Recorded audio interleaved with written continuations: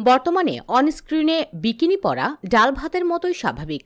আজকাল আর কেউ বিকিনি পরা নিয়ে মাথা ঘামায় না। প্রিয়াঙ্কা, দীপিকা, কারিনা থেকে এমন কোনো নায়িকা নেই যিনি বিকিনি পরেননি।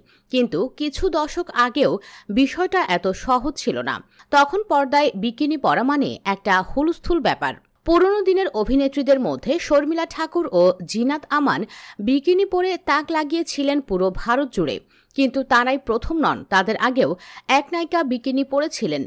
তিনিই প্রথম ভারতীয় নায়িকা যিনি বিকিনি পরেন। আজ থেকে ৮৬ বছর আগে ১৯৩৮ সালে মীনাক্ষী শিরোদকার প্রথম বিকিনি পরেন।